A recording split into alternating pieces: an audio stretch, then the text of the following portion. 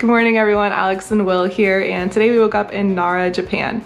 We have already posted a 24 hours in Nara video if you want to know our whole itinerary, but this video is all focused on recreating one of the photos from our Around the World in 2000 Pictures book. The photo caption reads, "Nara's great 13-foot bell is in world's largest wooden building, Daibutsu Den." So we're looking forward to renting some bikes and going and exploring this park today and retaking this photo and seeing a couple more things. Let's go. Originally known as Yamato, Nara was Japan's first capital and seat of the emperor. Then it was called Haijokyo, or capital on the plateau. In the 8th century, Emperor Shomu directed the building of the Todaiji temple with its Daibutsu Den, housing the world's largest bronze Buddha, or Daibutsu, as a way to bring hope after wars, a smallpox outbreak, and a failure of crops. Nara is home to 8 UNESCO World Heritage Sites, one of the largest wooden structures in the world, a historic downtown, and of course, the famous deer park. When retaking this photo from our 1950s travel book, our biggest question was, why was this the picture chosen to represent Nara? When there are adorable deer running around, what's so exciting about a giant bell? This story has to do with history, war, resilience, and a little bit of luck. Let's go on a deep dive and wildly speculate as to why we think this image was chosen above all others. But first things first, we need to address the caption. It says the bell is in the Daibutsu Den, but that is incorrect. Nevertheless, we wanted to see it anyways, and so we made our way to the Todaiji temple complex, which also happens to be in the northern part of Nara Park, where all the deer live. We fed the dear little biscuits on our way to the Daibutsu Den and paid a small entrance fee to enter the Great Buddha Hall. According to the temple's website, the hall was dedicated in the year 552, and it, along with the whole Tōdai-ji temple complex, was, quote, a center for rituals for the peace of the nation and the prosperity of the people. It also functioned as a center for the training of scholar monks who studied Buddhist doctrine. Whether this hall is still the world's largest wooden building, I think is up for debate, and it all depends on semantics. According to Guinness, the Woolloomooloo Bay Wharf in Sydney, Australia, built in 1912, is the world's largest wooden building. Is that the same thing as the world's largest wooden structure, the tallest? The same goes for the bronze Buddha housed inside. I've seen it listed as the world's largest bronze statue of the Buddha, but it is nowhere near the tallest. And what about those that are indoors versus outdoors? Either way, this building and the Great Buddha housed inside of it is still massive and awe-inspiring. The structure itself has been destroyed and rebuilt several times over history, and today is a major attraction for those visiting the park. Okay, so we just left the Todaiji temple where the Great Buddha Hall is located. We walked through the park and fed the deer with their little biscuits. Some of the deer were pretty aggressive.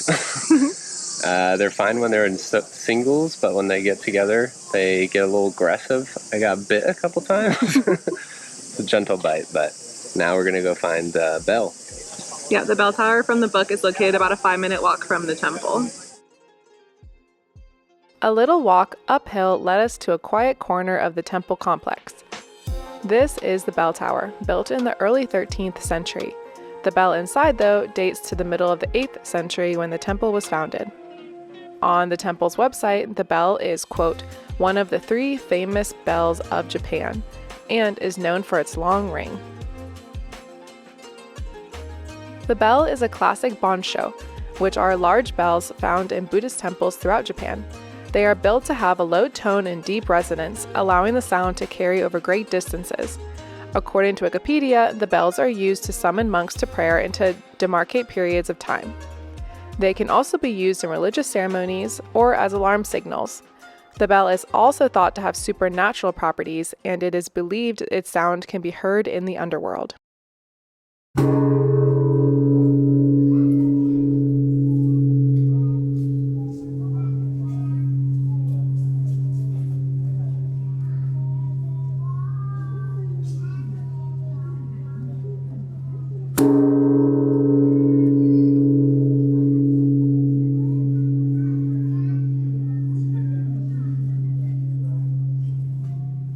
In Buddhism, the sound is considered calming and enhancing to the practice of meditation. The shape is also symbolic, being seen as representations of the sitting Buddha. This is why, before striking the bell, a person will bow 3 times, just as they would before a statue of Buddha. Construction of such bells began with the introduction of Buddhism to Japan during the Asuka period from 593 to 710. Bell production peaked during the Edo period between 1603 and 1867. Fast forward to 1941, and with the pressures of war in China and World War II, the Japanese government issued an order for a mandatory metal collection to continue building ships and munitions. The temple bells were easy targets, and it is estimated that 45,000 bronze bells were collected for the war effort. While there are no exact statistics, it is estimated that over 90% of Japanese temple bells were taken or destroyed from the late 1930s to the mid-1940s. I found a paper online titled The Emotional Toll of Wartime Bell Deployment in Japan by Sherry Fowler, PhD, that I will link below. In it, she presents 4 case studies following 4 different bells, attempting to answer the question, what was the process of transformation from a religious instrument used to comfort the dead into an object that would destroy life? According to Fowler's paper, the handing over of temple bells was an emotional sacrifice, and many bells were given a memorial service, much like a person's funeral. There were exceptions, however, to which bells could be removed from their temples. Bells related to the imperial family, bells with inscriptions referencing something or someone famous, bells of superior form, and old bells were largely saved. Bells made during the Edo period, about 1600, and after were the bulk majority of bells collected. I actually emailed the Todaiji temple and asked them about this bell.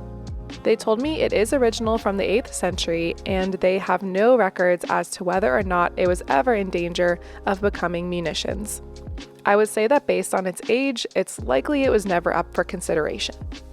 When our Around the World in 2000 Pictures book was published in the 1950s, the Bonshō bells were being produced at record levels. In just 50 years, the number of temple bells would return to pre-war levels. During that time, in 1954, the World Peace Bell Association was established by the mayor of Uwajima at the time. The first peace bell was donated to the United Nations headquarters in New York, calling for the abolition of nuclear weapons and peace throughout a united world. As of today, the World Peace Bell Association has installed 27 bells around the world and continues to advocate for world peace. Today, symbolic bells are still being produced, be it as a sign of peace, friendship, resilience, or community. In an article written about the Oigo Seisakusho company, linked below, they still manufacture bells for temple use, but get the occasional commission for a symbolic one.